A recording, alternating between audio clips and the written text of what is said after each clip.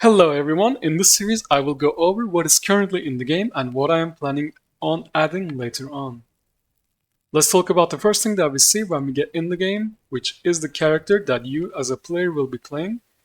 There is no official lore in the game right now, nor anything that points to the existence of a lore, such as, I suppose, a glossary kind of thing.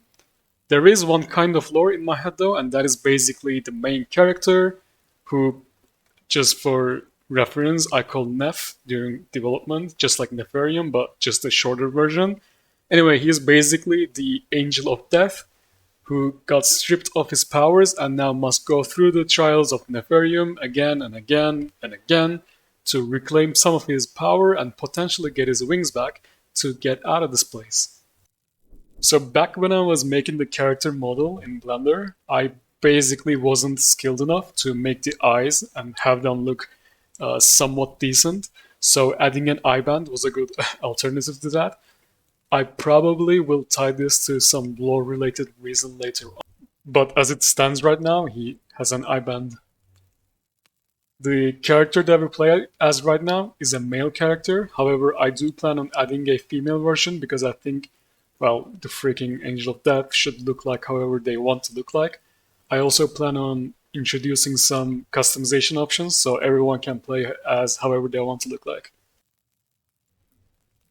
So where is the player now? I call it the town, although I'm not sure if that's what the official name is going to be.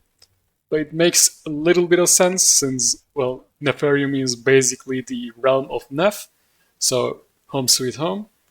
Fleshing out the fine details is something I will definitely work on later. Right now, my main focus is basically the gameplay. There are currently, I guess, 3 features in town that do absolutely nothing and 3 that do at least something. However, I do believe that the features that are missing right now are pretty important as to how the game is going to play out and how the player will be able to progress further and further. So first up, we have the Forge.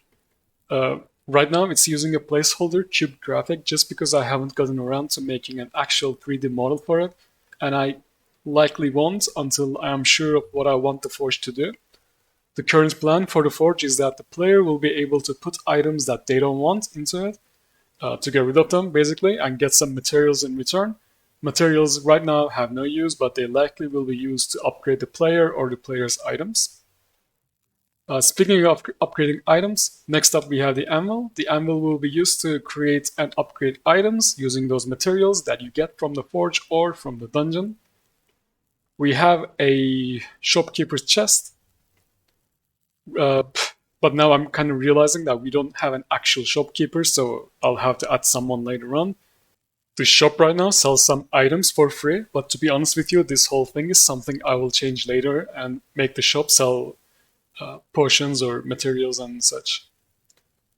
We have a bonfire which restores all your health and corruption. Corruption might sound like a bad term, but it is the main resource that the player uses to use abilities. For example, if I were to press 1 on my keyboard to use an ability, the corruption bar will go down. It has some natural regeneration to it though, so well, just so players are more inclined to use abilities rather than saving them up.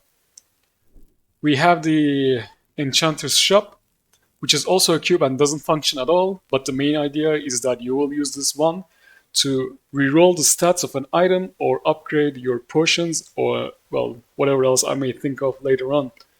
There is actually one more thing I'd like to add here, well, sometime soon, probably here or, I don't know, maybe move it around. But it's basically going to be something that the player can use in order to get some passive abilities. Last but not least, we have the dungeon stairs. This is how a player gets into a dungeon.